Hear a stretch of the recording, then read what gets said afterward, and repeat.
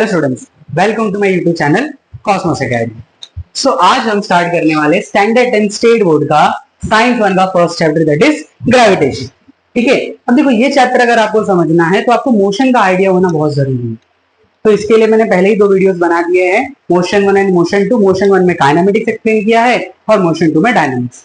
तो ये चैप्टर देखने से पहले मैं रिकमेंड करूंगा आपको अपना वो दोनों वीडियोस देखना, बिकॉज वो दोनों वीडियोस आपको थोड़ा सा बेस प्रिपेयर करके देंगे। बिकॉज ग्रेविटेशन के अंदर मोशन का आइडिया होना बहुत जरूरी है कि डिस्प्लेसमेंट क्या होता है, वेलोसिटी क्या है, एक्सेलरेशन का मतलब क्या है, फोर्स क्या होता है, न्यूटन लॉ क्या है, ये सारी चीजें, एनर्जी क्या है, सारी चीजें उस 2 वीडियो में हम लोगों ने बता दिए बेसिक के लिए। ठीक है, तो स्टार्ट करते हैं हम सबसे फर्स्ट टॉपिक अपना ग्रेविटेशन। ठीक है, अब ग्रेविटेशन क्या होता है तो आपने इसके बारे में जरूर सुना होगा, पढ़ा होगा कि ग्रेविटेशन है क्या, या ग्रेविटेशन ढूंढा किसने। तो it was discovered by sir Isaac Newton.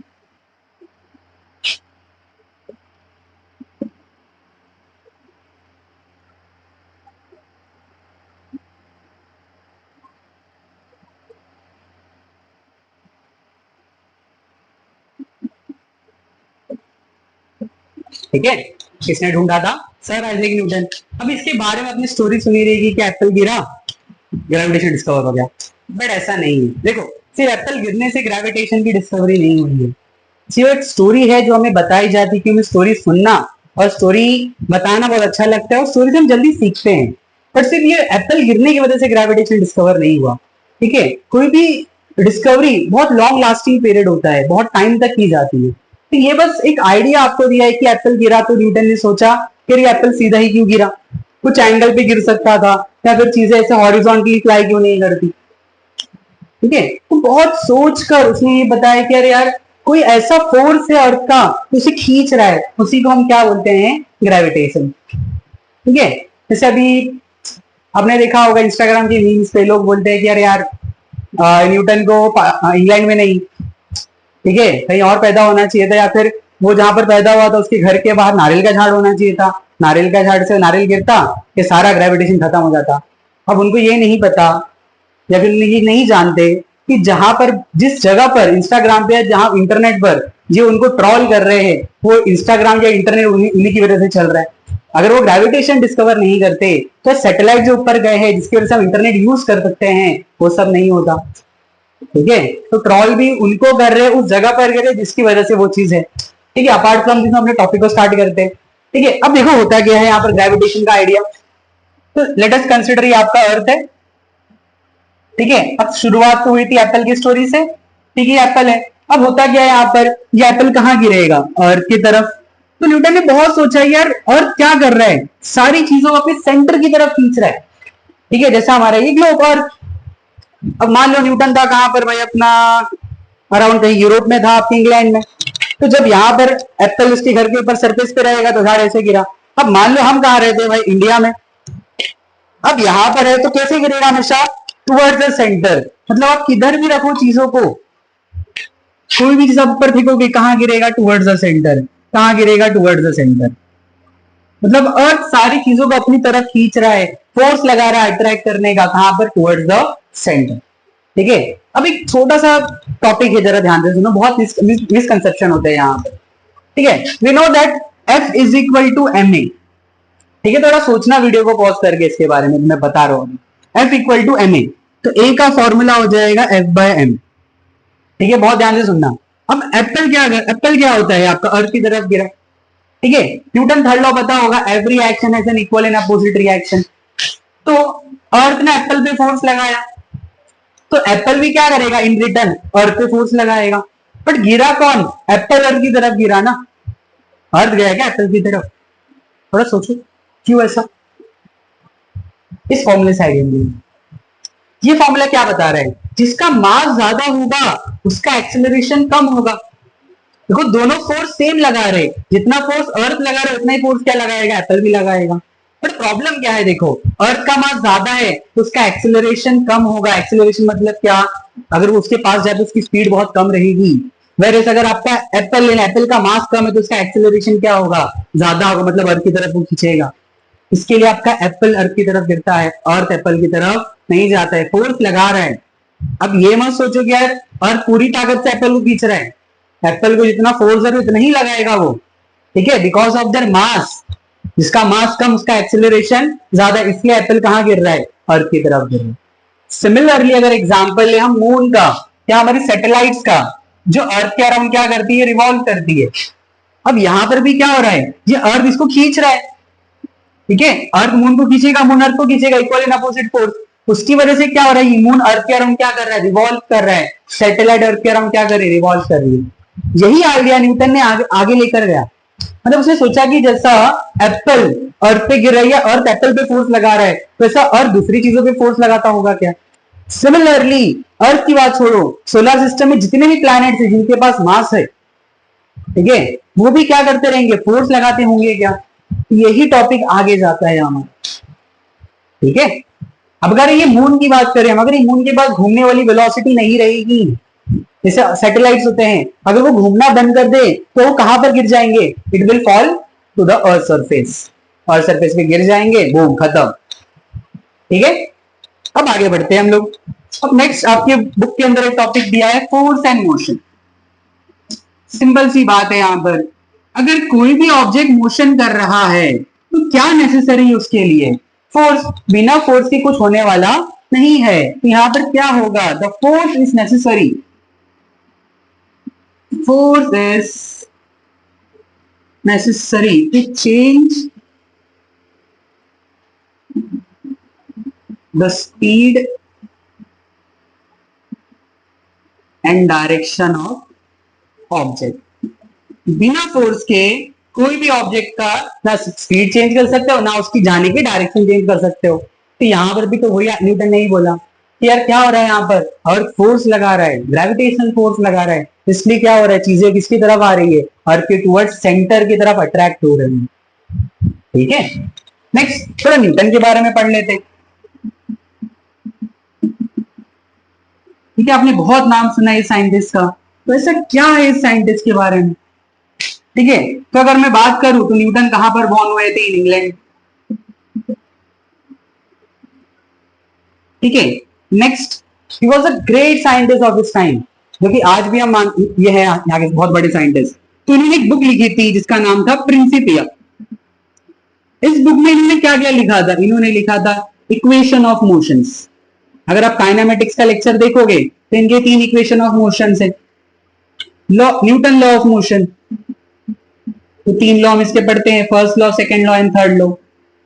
And next is gravitation, ठीक है, ये 3 लॉ इन्होंने लिखे थे।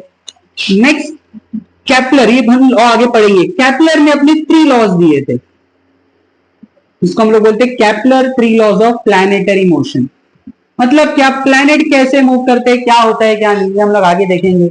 उसका केपलर को ये नहीं पता था, उसने ये रीजन नहीं दिया था कि एक्चुअल में होता क्या है, ठीक है, इसका रीजन क्या होने का, उसने कुछ फॉर्मूला, कुछ लॉज बना दिए थे।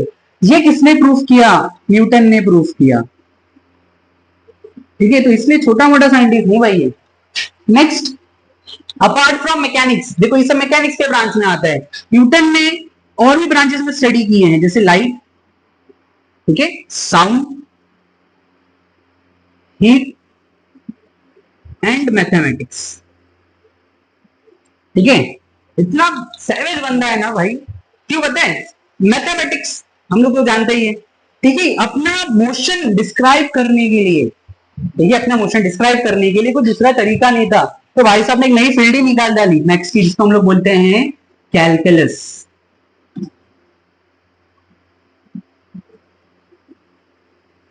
ठीक है। अब 2 साइंटिस्ट उस टाइम पे, एक न्यूटन था और एक लेबनिट्ज करके साइंटिस्ट था, इन्होंने फील्ड डेवलप की। अभी मैंने कुछ दिन पहले एक जगह पढ़ा कि ये जो न्यूटन और लेबनिट्ज ने कैलकुलस की शुरुआत की थी, ये इंडिया में पहले ही हो चुकी थी, ठीक है, उससे भी थोड़ा रिसर्च चालू है। Next, he was the first scientist who used reflecting telescope. इन्होंने फर्स्ट टाइम किसका यूज किया था, रिफ्लेक्टिंग टेलीस्कोप, सिर्फ रिफ्लेक्टिंग टेलीस्कोप। हाँ, Galileo was the one who used the telescope to see the celestial object. उसने first time से reflect मतलब दूर की चीजों को देखने के लिए, जैसे हम लोग मूवीज में देखते हैं ना, सब बाइनोकुलर से लोग देखते हैं, बस उसके लिए। ओके, तो ये न्यूटन के बारे में एग्जाम में मोस्टली तो कुछ पूछा नहीं आता, अगर हो सके तो शायद से ये पूछ ले कि कौन था फर्स्ट साइंटिस्ट ने रिफ्लेक्टिंग टेलीस्कोप यूज किया था। ठीक है, नेक्स्ट अब हम बढ़ेंगे अपने नेक्स्ट टॉपिक की तरफ, circular motion and centripetal force. But वो पढ़ाने से पहले आपको एक बेसिक टॉपिक का आइडिया होना जरूरी है, तो एग्जाम में आपको नहीं पूछेंगे, ठीक है। बट कैसा है, जब आप सेंट्रीपिटल फोर्स पढ़ रहे हो, आप सर्कुलर मोशन पढ़ रहे हो, तो उसका थोड़ा बेस जान लो, तो आपको पढ़ने में मजा आएगा और आपका कंसेप्ट भी कट टू कट क्लियर रहेगा। तो नेक्स्ट हम पढ़ेंगे हमारे next topic, that is inertial frame and non inertial frame. Okay, तो नेक्स्ट टॉपिक हमारा है inertial and non inertial frame of reference. तो फ्रेम ऑफ रेफरेंस का मतलब क्या होता है पहले वो समझिए, ठीक है। जहां से बैठकर आप चीजों को ऑब्जर्व कर रहे हो, तो आप जहां बैठे हो आपका फ्रेम ऑफ रेफरेंस हो गया। दो टाइप के फ्रेम ऑफ रेफरेंस यहाँ पर होंगे, इनर्शियल और नॉन इनर्शियल। इनर्शियल फ्रेम का मतलब क्या है, वो फ्रेम जो या तो रेस्ट पर होगा या फिर यूनिफॉर्म वेलोसिटी से मूव करेगा। सिंपल सा एग्जांपल है, जैसे आप अपने घर में बैठे हो और बाहर की चीजों को आते जाते देख रहे हो, तो आपका जो फ्रेम है, मतलब आपका जो घर है वो रेस्ट पर है, तो आप कौन से फ्रेम में बैठे हो, इनर्शियल फ्रेम। या फिर आप एक कार में बैठे हो जो यूनिफॉर्म स्पीड से चल रही है, मतलब 30 की स्पीड से चल रही है, उसकी स्पीड चेंज नहीं हो रही है, उसकी डायरेक्शन चेंज नहीं हो रही है। देखो वेलोसिटी लिख रहा हूं मैं यूनिफॉर्म, कांस्टेंट वेलोसिटी का मतलब स्पीड, मतलब मैग्नीट्यूड और डायरेक्शन। अभी जब आप मैकेनिक्स का टॉपिक जब देखोगे ना, आपको तब पता चलेगा इसका और कितना अच्छा मीनिंग होता है, ठीक है। वेलोसिटी मतलब उसकी मैग्नेट्यूड का स्पीड भी सेम रहेगा, वेलोसिटी के मैग्नेट्यूड हम लोग स्पीड बोलते हैं, उसकी स्पीड भी कांस्टेंट होगी और उसका डायरेक्शन भी क्या रहेगा, सेम। तो वो फ्रेम को हम क्या बोलेंगे, इनर्शियल फ्रेम, ठीक है। नेक्स्ट, ये inertial frame Newton law follow करता है।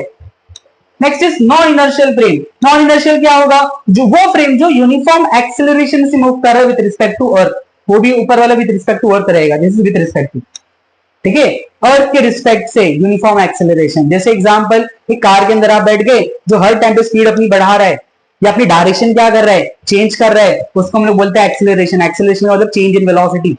तो ऐसे फ्रेम को हम क्या बोलेंगे, नॉन इनर्शियल फ्रेम, जिसके अंदर न्यूटन लॉ फॉलो नहीं होता है, ठीक है। देखो आगे जो टॉपिक पढ़ने वाले इनका इसका फील होना बहुत जरूरी है। फिजिक्स विदाउट फीलिंग और विदाउट कंपैरिजन या विदाउट रिलेट होके करना पड़ेगा। हर एक टॉपिक किसी ना किसी से रिलेट करता है, ठीक है। अब एक बात और है, देखो जैसे कि सिंपल सा एग्जांपल देता हूं। अब मान लो मैं, ठीक है, बाहर की चीजों को देख रहे हो, आप अपने घर बैठे बैठे बाहर की चीजों को देख रहे हो, तो आप कौन से फ्रेम में हो, आपके हिसाब से आप इनर्शियल फ्रेम में हो, आप रेस्ट पर हो। बट अगर आपको कोई चांद से दिखता होगा ना, तो आप इनर्शियल फ्रेम में नहीं हो, आप नॉन इनर्शियल फ्रेम में हो। बिकॉज आप क्या कर रहे हो, आप घूम रहे हो, ठीक है। आप क्या कर रहे हो, अर्थ के अराउंड रिवॉल्व कर रहे हो, अपने एक्सिस पे रोटेट कर रहे हो। तो आप कौन से फ्रेम में बैठे हो, नॉन इनर्शियल फ्रेम। अगर बाहर से कोई आपको देखेगा, तो आप अगर देख रहे हो तो आपका रेस्ट पर हो, तो सोचो कितनी चीज अलग है यहाँ, ठीक है। अब ये जो बात है ना, पर न्यूटन लॉ फॉलो करता है, न्यूटन लॉ फॉलो करता है, कुछ समझ में नहीं आया, ये रटी रटाई बात क्या, वो कैसे होगा, जरा यहाँ पर समझेंगे इसको हम, ठीक है। अब देखो ये एक एलिवेटर है, दिस इज योर एक एलिवेटर है, एलिवेटर मतलब आपका लिफ्ट। ये एलिवेटर ए एक्सीलरेशन से कहा जा रहा है, ऊपर जा रहा है, ठीक है।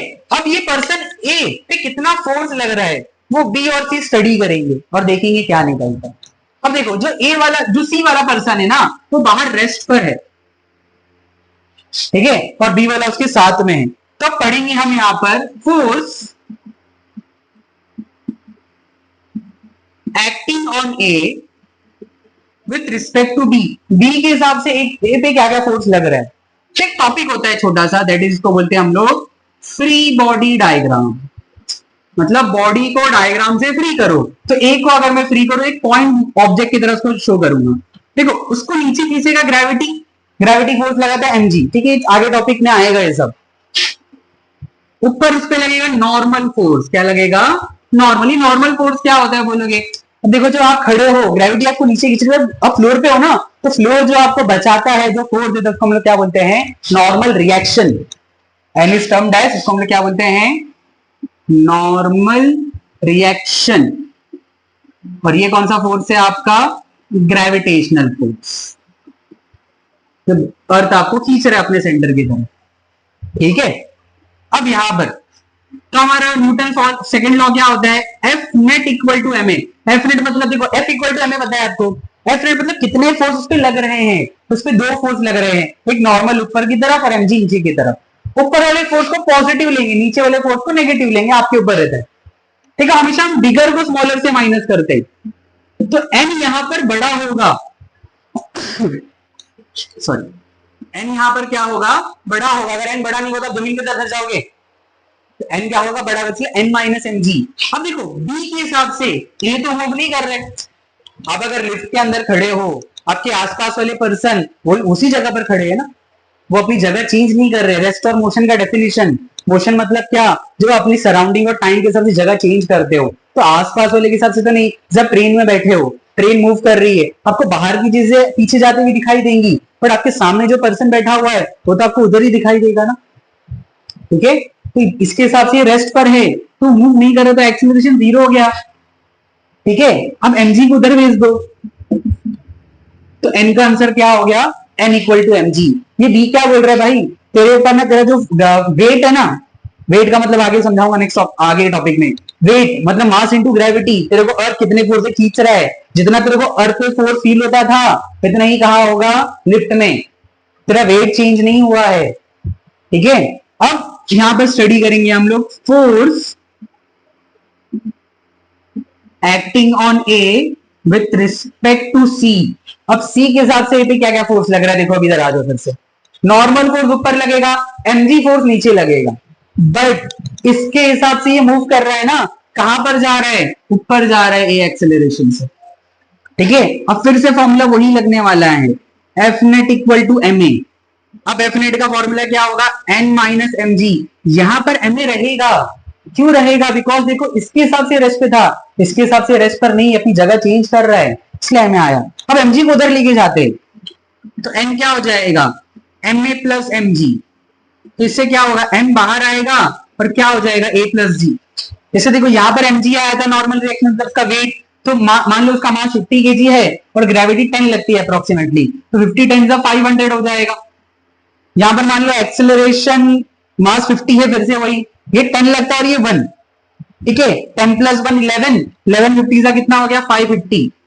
सी बोल रहा है भाई तेरा वेट बढ़ गया है, डी बोल रहा है तेरा वेट नहीं बढ़ा है, जितना अर्थ पे लगता था इतना ही है। ठीक है, देखो अगर सिंपल सी बात है, अगर एक ऑब्जेक्ट ना अर्थ के ऊपर है ना, जैसे यही बंदा ले लो, इस पे एमजी नीचे लगेगा, एन ऊपर लगेगा, बस तो एन और एमजी बैलेंस करेंगे। बट जब एलिवेटर में है तो फोर्स लग रहा है ना उसके ऊपर। बस यहाँ पर स्टोरी क्या है, बी के हिसाब से रेस्ट पर इसलिए 0 हो गया, बट सी के हिसाब से रेस्ट पर नहीं है। अब दोनों में ये क्या प्रॉब्लम होगी, बी बोल रहा तेरा वेट नहीं बढ़ा है, जितना अर्थ पे लगता था उतना ही है सरफेस पे, सी बोला नहीं तेरा वेट बढ़ा है। अब परेशान किससे बात करे, ए से पूछेंगे ना, भाई तेरे साथ क्या हो रहा है, जिससे बीत रही उसको पता। तो अभी ए से जब पूछोगे या फिर आप अपने आप से पूछो, तो आप लिफ्ट के अंदर बैठते हो, खड़े रहते हो, और जब ऊपर जाते हो तो भारी भारी फील होता है। इसका मतलब क्या हो रहा है, अर्थ आपको खींच रहा है, आपका मास नहीं बढ़ रहा है, आपका वेट बढ़ रहा है। मास एंड वेट अलग कंसेप्ट होता है। वेट इन शॉर्ट, वेट का मतलब क्या होता है, अर्थ आपको कितने जोर से खींच रहा है टुवर्ड द सेंटर। तो अगर अर्थ से दूर जाओगे तो अर्थ क्या करेगा, और दूर से खींचेगा ना, तो इसलिए आपको आपका वेट फील होता है। तो सही है भाई सी तो। ए से अगर पूछेंगे या फिर इधर वेइंग मशीन रख दिया जाए तो क्या बोलेगा, हाँ भाई मेरा वेट बढ़ रहा है, इधर अलग रीडिंग दिखाएगा। अब वेइंग मशीन आप बोलोगे सर मास मेजर करता है, ये क्या पर है, वेइंग मशीन आपका मास मेजर करता है, बट उसके भी अलग अलग प्रिंसिपल्स होते हैं मेजरिंग के। ठीक है, तो अगर यहाँ पर एक वेइंग मशीन रख दिया जाए तो उसको उसका कौन सा मास वेट दिखाएगा, ये वाला बढ़ा हुआ। ठीक है, अब प्रॉब्लम देखो क्या हो गया, बी से आंसर रॉन्ग आ रहा है और सी से आंसर क्या आ रहा है, राइट आ रहा है। ऐसा क्यों, बिकॉज अगर आप ध्यान से देखोगे सी रेस्ट पर है, तो सी कौन से फ्रेम पे है, इनर्शियल फ्रेम ऑफ रेफरेंस पे। डी क्या है, एक्सिलरेटेड फ्रेम में है ना, मतलब नॉन इनर्शियल फ्रेम। यही तो बताया गया था, ये फॉलो करता है, ये फॉलो नहीं करता है, मतलब फॉलो नहीं करता मतलब गलत बात बता रहा है ना। अब इतना अच्छा न्यूटन का फॉर्मूला है तो सही तो आना चाहिए। इसको सही करने के लिए एक कंसेप्ट आता है जिसे हम बोलते हैं सूडो फोर्स कंसेप्ट।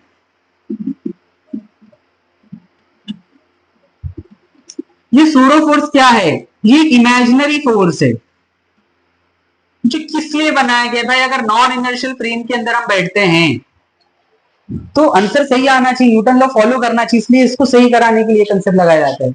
एक इमेजिनरी फोर्स है जो कैसे एक्ट करेगा, इसका जो डायरेक्शन रहेगा सूडो फोर्स का, direction of pseudo force is opposite to the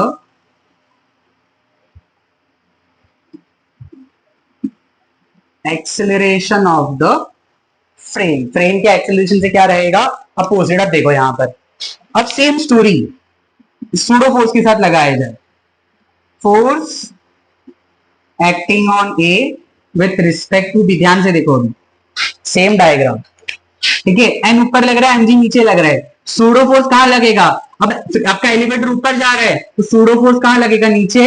और उसका फॉर्मूला क्या हो जाएगा, एम ए। सेम मतलब जो इसका एक्सेलरेशन है इसमें उठा के डाल देना, इसका फॉर्मूला एम ए होता है, तो सूडो फोर्स कितना हो जाएगा, एम इंटू ए। जो एक्सेलरेशन फ्रेम का रहेगा वही एक्सेलरेशन सूडो फोर्स का भी रहेगा, ठीक है। अब अगर ध्यान से देखा तो इसमें तीन फोर्स लग रहा है, एन ऊपर लग रहा है, एमजी नीचे लग रहा है, सूडो फोर्स भी कहां लग रहा है, नीचे लग रहा है। तो देखो एन ज्यादा होना चाहिए, बिकॉज समझ में आ रहा है ना, एन अगर ज्यादा नहीं रहेगा जमीन के अंदर धस जाओगे। अब एन ऊपर, एमजी नीचे, एम ए भी नीचे। एक मिनट, ये फॉर्मूला है ना, F net equal to M A. N ऊपर, एम जी नीचे, एम ए भी नीचे। देखो अभी भी ये एम ए वाला पार्ट जीरो रहेगा, बिकॉज बी इसके हिसाब से क्या, एक बी के हिसाब से एक इस पे है, रेस्ट पर है। अब इसको उधर लेके जाते हैं हम। N is equal to M A plus M G, N is equal to M common A plus G. देखो आ गया दोनों से आंसर राइट। इसलिए सूडो फोर्स का कंसेप्ट लगाया जाता है नॉन इनर्शियल फ्रेम के लिए। ये जो आंसर गलत था वो सही आ गया। तो समझा इनर्शियल नॉन इनर्शियल फ्रेम क्या होता है। इनर्शियल फ्रेम में जो रेस्ट पर होगा और या तो यूनिफॉर्म वेलोसिटी से मूव करेगा। यूनिफॉर्म वेलोसिटी का मतलब उसका ना ही मैग्नीट्यूड चेंज होगा ना ही डायरेक्शन। 30 की स्पीड तो 30 की स्पीड से ही चलेगा, और अगर सीधा चल रहा तो सीधा ही चलेगा, या कर या फिर लेफ्ट चल रहा तो लेफ्ट चल रहा तो लेफ्ट, राइट चल रहा तो राइट, कोई एक ही डायरेक्शन पकड़ के चलेगा। तभी बोलेंगे यूनिफॉर्म वेलोसिटी। वेलोसिटी कांस्टेंट है, magnitude direction. Non inertial frame तो क्या रहेगा, एक्सेलरेशन। एक्सेलरेशन का मतलब क्या होता है, change in velocity. Velocity change होना मतलब या तो उसका मैग्नीट्यूड चेंज होना या तो उसका डायरेक्शन, दोनों में से कोई एक, या तो दोनों भी चलता है, ठीक है। अगर उसकी स्पीड बार बार बदल रही है 20, 30, 40 मतलब एक्सेलरेट कर रहा है। अगर उसकी डायरेक्शन बार बार बदल रही है तो भी क्या कर रहा है, वो एक्सेलरेट कर रहा है। समझो ध्यान से, ये सारा जो बेसिक्स है ना, ये जो टॉपिक के बीच में आ रहा है, तो आप मैकेनिक्स के टॉपिक सीखो तो बहुत अच्छे से क्लियर हो जाएगा, फिर अप्लाई करना है यहाँ पर, ठीक है। यही था आपका इनर्शियल और नॉन इनर्शियल फ्रेम। फिर आपका एलिवेटर के बारे में बताया गया। अभी बी के हिसाब से क्या आ गया, F net equal to M है, एन ऊपर लग रहा था, एम जी नीचे लग रहा था, तो N minus M G, but B के हिसाब से ए रेस्ट पर इसलिए zero, N equal to M G. ये क्या बोल रहा है भाई, तेरा जो वेट है ना, जितना अर्थ सरफेस पे होता है उतना एलिवेटर के अंदर है। पर अगर सी के हिसाब से जाए, F net equal to M A, N अब देखो एन ऊपर एम जी नीचे, पर सी के हिसाब से रेस्ट पर नहीं है, उस पर फोर्स लग रहा है एम ए, एम जी उधर गया, ये आंसर आया। ये बोल रहा भाई तेरा वेट बढ़ रहा है, बताया ना 50 इंटू 10, यहाँ पर ए प्लस 1 प्लस 10 ले लो, 11 इंटू 50, 550।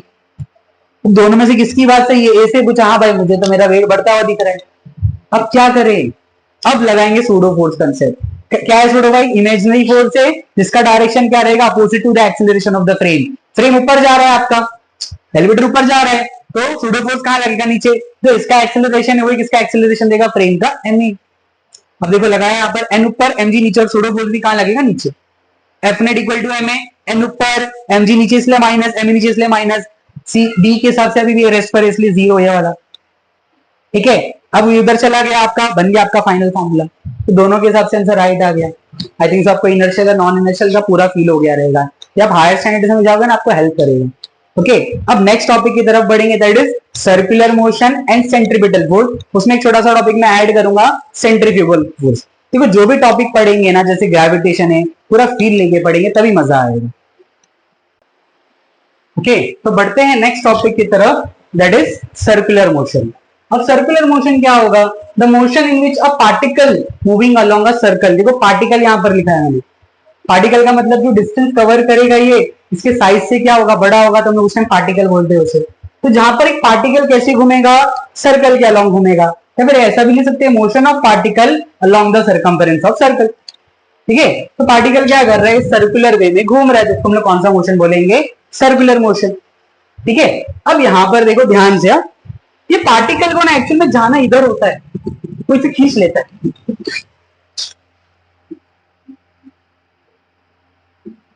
ठीक है, देखो जाना इसे इधर था पर किसी ने इसको खींच लिया।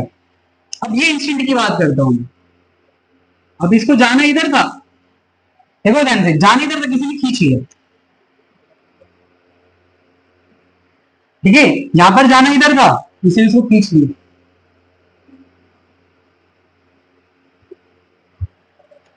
ओके, एट दिस इंस्टेंट जाना इसे इधर था, किसी ने इसको खींच लिया,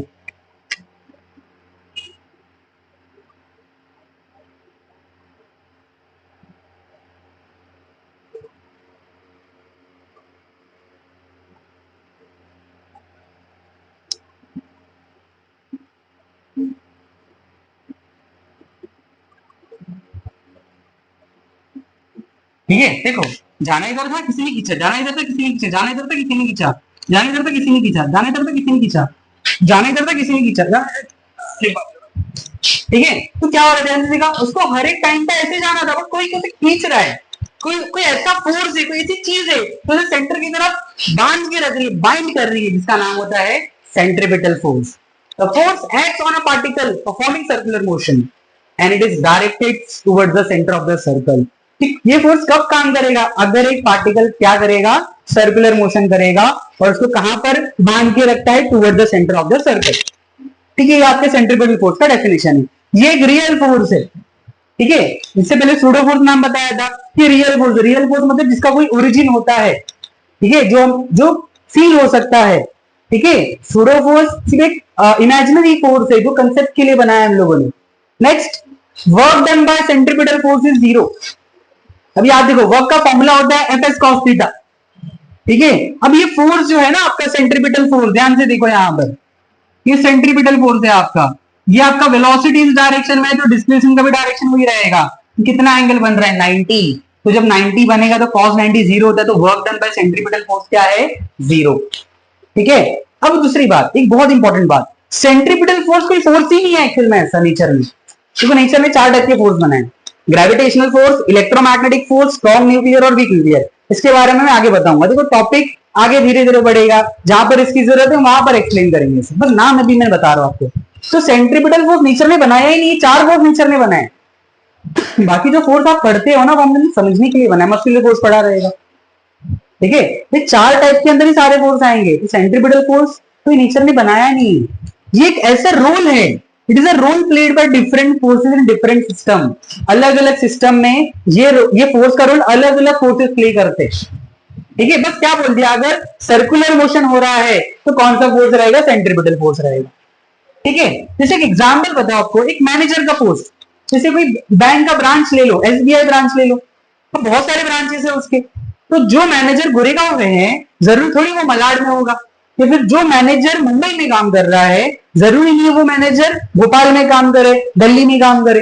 तो मैनेजर क्या है, एक पोस्ट है जो अलग अलग जगह पर अलग अलग लोग फिल करते हैं, तो उसी तरह सेंट्रीपिटल फोर्स का भी काम है। जैसे एग्जांपल देखो, motion of planet around the sun, sun के अराउंड क्या कर रहे हैं, सारे प्लैनेट्स रिवॉल्व कर रहे हैं, किसकी वजह से, ग्रेविटेशनल फोर्स, तो इधर सेंट्रीपिटल फोर्स का काम कौन कर रहा है, ग्रेविटेशनल फोर्स कर रहा है। Next, motion of electron around the nucleus, nucleus के अराउंड क्या कर रहे हैं, न्यूक्लियस के अराउंड इलेक्ट्रॉन क्या कर रहे हैं, रिवॉल्व कर रहे हैं, किसकी वजह से, electrostatic force of attraction between positively and negatively charge particle. यहां पर इलेक्ट्रोस्टैटिक फोर्स किसका काम कर रहा है, सेंट्रीपिटल फोर्स का काम कर रहा है। इलेक्ट्रोस्टैटिक मतलब इलेक्ट्रो मतलब चार्जेस, स्टैटिक मतलब रेस्ट। और अगर थोड़ा कंफ्यूजन है यार इलेक्ट्रोस्टैटिक क्यों बोल रहे थे, स्टैटिक मतलब रुका हुआ पार्टिकल, इलेक्ट्रॉन थोड़ी रुका हुआ है। देखो स्टैटिक बोलने का मतलब इस तरह है, ये आपका न्यूक्लियस है और ये आपका इलेक्ट्रॉन। देखो न्यूक्लियस क्या चाहता है, इलेक्ट्रॉन मेरे तरफ है, डायग्राम अगर छोटा है तो कहां, यहां पर, ठीक है। ये आपका न्यूक्लियस है, ये आपका इलेक्ट्रॉन है। न्यूक्लियस क्या चाहता है, ये मेरी तरफ है, अब आएगा तो फिर बैंड बच जाएगी यार, पॉजिटिव नेगेटिव खत्म, कुछ नहीं बनेगा फिर एटम, ठीक है। बट ये आता नहीं, बिकॉज इसकी वेलोसिटी क्या करती है, इसे बचा लेती है, ठीक है।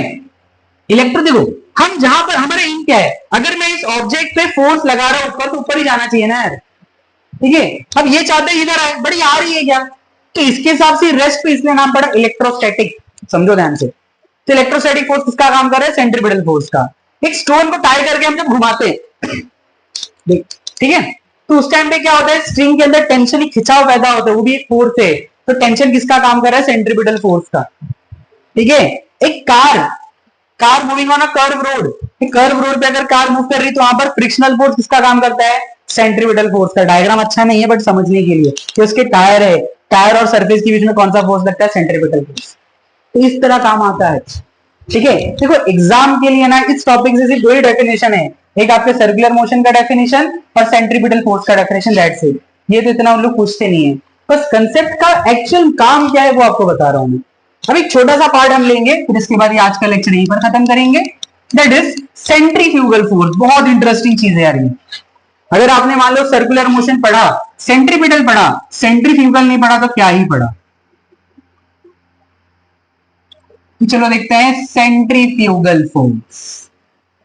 ठीक है, देखो सेंट्रीपिटल क्या करता है? ऑब्जेक्ट को सेंटर की तरफ बाइंड करके रखता है। सेंट्रीफ्यूगल क्या करेगा? उसे अवे फ्रॉम द सेंटर लेके जाएगा। एक पॉइंट मैं और ऐड करना चाहता हूं यहां पर, ये काम करेगा इनर्शियल फ्रेम में। ठीक है, सेंट्रीपिटल आपका काम करेगा इनर्शियल फ्रेम ऑफ रेफरेंस में। समझाता हूं, समझाता हूं। ठीक है, पहले इसका डेफिनेशन में लिख देता हूं। सेम डेफिनेशन है, the force acts on a particle performing circular motion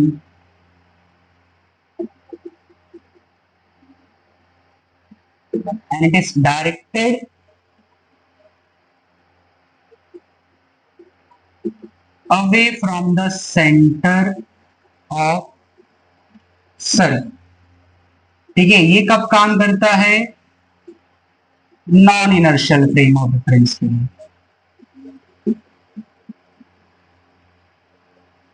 ठीक है, ये कैसा फोर्स है? It is a pseudo force. ठीक है, चलो इसको समझने की कोशिश करते। अब एक सिंपल सा एग्जांपल ना ये कार का ही लेते। ये आपने देखो, सारी चीजें आप जब तक फील नहीं करोगे ना फिजिक्स को, तब तक ना मजा आएगा ना समझ में आएगा। फील करो, मजा भी लो, समझ भी लो। ठीक है, होगा क्या? देखो, अगर एक कार के अंदर आप बैठे हो, ठीक है, या फिर आप बस में ट्रैवल कर रहे हो, अब ये अचानक से क्या होता है? कर्व रोड पे से टर्न लेगा। जब ये टर्न लेगा तो होता क्या है पता है? सेंट्रीपिटल फोर्स कहां लगना चाहिए? Toward the centre. ठीक है, बट यहां पर सेंट्रीफ्यूगल लगेगा। कैसे? देखो, अब बाहर से अगर देख रहे हो ना खड़े रह के, अब रेस्ट पर हो, तो आप कौन से फ्रेम में हो? इनर्शियल। ये देखो, इसका डायरेक्शन चेंज हो रहा है। किसका? देखो, जाना है सीधा, थोड़ा चेंज हो रहा है ना डायरेक्शन। तो क्या हो रहा है? ये कौन सा फ्रेम बन जाएगा? नॉन इनर्शियल, बिकॉज इसकी वेलोसिटी का डायरेक्शन बार बार चेंज हो रहा है। वेलोसिटी का डायरेक्शन चेंज होना मतलब एक्सेलरेशन। तो एक बार अभी नोट कर लो कि अगर मैं सर्कुलर मोशन कर रहा हूं, अगर मैं किसी सर्कुलर मोशन चीज में बैठा हूं, तो आप कौन से फ्रेम में बैठे हो? नॉन इनर्शियल फ्रेम में। भले उसकी स्पीड कांस्टेंट है और उसका डायरेक्शन बार बार क्या हो रहा है? चेंज हो रहा है। याद है ना, डायरेक्शन बार बार क्या हो रहा था? चेंज हो रहा था। ठीक है, तो ये बात आप याद रख लो। आप अगर सर्कुलर मोशन जैसे मेरी गो राउंड में बैठते हो, सिंपल से एग्जांपल फील करके लो, मेरी गो राउंड में बैठते हो, झूले में बैठते हो, डरते हैं ना हम लोग, ऐसा लगता है कि बाहर गिर जाएंगे, बच्चे डरते बाहर गिर जाएंगे। मजा भी तो उसी चीज का है, पर क्या डर लगता है? बाहर गिर जाएंगे इसलिए बच्चे रोते हैं। तो किसकी वजह से होता है? Because of centrifugal force. क्योंकि आप कौन से फ्रेम में रह रहे हो? नॉन इनर्शियल फ्रेम में रह रहे हो। ठीक है, ये फोर्स क्या करता है? चीजों को सेंटर के अवे लेके जाता है। अब ध्यान से देखो, अब ये कर्व रोड ले रहा है, ठीक है, अब सेंट्रीपिटल क्या करेगा? उसको सेंटर की तरफ बांध के रखेगा। बट आप कौन से फ्रेम में? Non inertial. आपको कौन सा फोर्स फील होगा? सेंट्रीफ्यूगल। तो अभी मान लो यहाँ का गेट गलती से खुल गया और आप यहाँ पर बैठे हो, तो सीधा बाहर, एक्सीडेंट। ठीक है, तो ये चीज यहां पर होती है कि अगर आप नॉन इनर्शियल में बैठे तो कौन सा फोर्स फील होगा? आपको सेंट्रीफ्यूगल फील होगा। जैसे देखो, इसको एक और एग्जांपल से आपको समझाने की कोशिश करता हूं। मैंने आपको इसलिए सूडो फोर्स एक्सप्लेन किया था कि जब तक मैं सूडो फोर्स नहीं बताऊंगा ना, तब तक सेंट्रीफ्यूगल का फील नहीं आएगा। जैसे देखो, एक एग्जांपल है, स्टोन को हम लोग टाई करते और घुमाते, करेक्ट? ठीक है, अब ये सर्कुलर मोशन कर रहा है स्टोन। अब मान लो यहां पर एक चीटी बैठी हुई है, एक एंड बैठी हुई है, और यहां पर एक पर्सन है, जैसे कोई बाहर से देख रहा है, एक पर्सन देख रहा है। तो ये जो स्टोन है ना आपका, उसका एफबीडी बनाएंगे जैसे हमने पहले देखा था। तो पहला आएगा force acting on stone with respect to this person, P person के हिसाब से। ध्यान से समझो। देखो, अभी फॉर्मूला क्या होता है हमारा, F net equal to M A. ये कौन से फ्रेम में है, इनर्शियल, इसको कौन सा फोर्स फील होगा, सेंट्रीपिटल। ठीक है, अब देखो यहाँ पर F net equal to M A. अब देखो क्या हो रहा है, सर्कुलर मोशन कर रहा है तो अंदर क्या रहेगा, टेंशन, तो ये होगा tension equal to M A. क्योंकि इसके हिसाब से तो बार बार अपनी पोजीशन क्या करे, चेंज करे, तो एम ए यहाँ पर रहेगा। अब आ जाते हैं tension equal to M A, मतलब यहाँ पर फोर्स है। अब नेक्स्ट चीज आते हैं हम लोग, force acting on stone with respect to this चीटी एंड। ठीक है, अब देखो यहाँ पर, देखो अभी क्या होगा पता है, अब मान लो ये स्टोन यहाँ पर ऐसे घूम रहा है, ठीक है, ये सेंटर है, ये स्टोन इधर घूम रहा है, आप बैठे हो आप, तो आपके हिसाब से तो इसकी जगह क्या रहेगी, सेम रहेगी। ये अपनी जगह क्या करेगा, चेंज नहीं करेगा। तो होगा क्या यहाँ पर, F net equal to M A. अब ध्यान से देखो यहाँ पर, ठीक है, ये एम ए वाला पार्ट जीरो रहेगा, बिकॉज उसके हिसाब से क्या रहेगा, रेस्ट पे, और अभी भी टेंशन नहीं लगेगा। देखो अब क्या बोल रहा है, ये बोल रहा है टेंशन जीरो है, और ये बोला टेंशन एम ए है, एंड गलत साबित हो रहा है। अगर देखो टेंशन जीरो हो गया तो सर्कुलर मोशन ही नहीं होगा ना, पढ़ा था ना, टेंशन सेंट्रीपिटल फोर्स का काम करता है। प्रॉब्लम क्या है, नॉन इनर्शियल फ्रेम में बैठा है ना ये, इसको क्या अप्लाई करना पड़ेगा, सूडो फोर्स। क्या पढ़ा था सूडो फोर्स के बारे में, सूडो फोर्स कहां लगता है, अपोजिट टू द एक्सेलरेशन। यहाँ पर देखो यहाँ पर फोर्स सेंट्रीपिटल लग रहा है, तो एक्सेलरेशन इधर है, तो सूडो फोर्स का एक्सेलरेशन कहां होगा, उधर होगा, दैट इज एम ए। अब अगर इस स्टोरी को बदला जाए, फिर से लगाओ F net equal to M A. ठीक है, अब देखो टेंशन लग रहा है अंदर, एम ए लग रहा है उधर, ये जीरो रहेगा बिकॉज उसके हिसाब से रेस्ट पे है। अब बरोबर हो गया tension equal to M A. ये एम ए कौन सा फोर्स था, ये एम ए सेंट्रीफ्यूगल फोर्स था भाई आपका। तो ध्यान से देखोगे टेंशन को कौन बैलेंस कर रहा है, सेंट्रीफ्यूगल फोर्स। अब होता है ना कभी कभी आप स्टोन घुमाते हो, फिर अचानक से मतलब ऐसे घूम रहे एक पॉइंट पे आके झटक जाते हैं, इसको बोलते हैं टेंजेंशियली जाना। से घूम रहा है स्टोन, घूम रहे अचानक से चले जाते हैं। ठीक है, इस डायरेक्शन को हम लोग टेंजेंशियल बोलते हैं। क्या बोलते हैं हम लोग, टेंजेंट। जैसे आपने देखा रहेगा कि जो चाकू धार करने वाला आता है तो चिंगारी कैसे निकलती है, इसको बोलते हैं टेंजेंट। टेंजेंट मतलब क्या, वो लाइन जो सर्कल को या कर्व को किसी एक पॉइंट पे टच करके जाए, उसको हम लोग टेंजेंट बोलते हैं। समझा यहाँ तक आपको। तो ये था सेंट्रीपिटल और सेंट्रीफ्यूगल। सेंट्रीफ्यूगल बहुत इंटरेस्टिंग कंसेप्ट है आपका। यही कंसेप्ट या यही इसी को अप्लाई करते हैं हम लोग वॉशिंग मशीन में जो कपड़े धुलते हैं या सूखते हैं ना, देखते हो आप डालते पूरा सूख जाता है कपड़ा, किस पे काम करता है, सेंट्रीफ्यूगल। क्या करता है वो, आपके फैब्रिक में से, आपके कपड़े में से पानी निकाल देता है, सोख देता है पानी। आपकी सेंट्रीफ्यूज मशीन जिसके अंदर ब्लड हम लोग कलेक्ट करके उसको बहुत स्पीड में घुमाते थे, ऑर्गेनल्स अलग होते हैं, किसकी बदौलत होता है, सेंट्रीफ्यूगल फोर्स। ठीक है, तो बहुत इंटरेस्टिंग कंसेप्ट है हमारा। ठीक है, नेक्स्ट लेक्चर में आपने इसका छोटा सा डेमोन्स्ट्रेशन भी देखा होगा। अगर मान लो एक छोटा सा एक बॉटल ले लो और बॉटल को रस्सी से घुमाओ तो पानी नहीं गिरता। जैसे नेक्स्ट लेक्चर में छोटा सा एक डेमोन्स्ट्रेशन कर लेंगे इसका हम लोग। ठीक है, तो वो होता है सेंट्रीफ्यूगल फोर्स। तो क्लियर है आज का लेक्चर। तो आज के लेक्चर में अगर आप बोर्ड के रिस्पेक्ट से देखोगे ना, तो दो चीजें बहुत इंपॉर्टेंट है, सर्कुलर मोशन का डेफिनेशन और सेंट्रीपिटल फोर्स का। ये सारी चीजें जो बताई वो टॉपिक को फील करने के लिए बताई। ओके, तो आज का लेक्चर अगर आपको अच्छा लगा, लाइक करें, शेयर करें, सब्सक्राइब करें, and thank you so much. मिलते हैं नेक्स्ट लेक्चर में, बाय।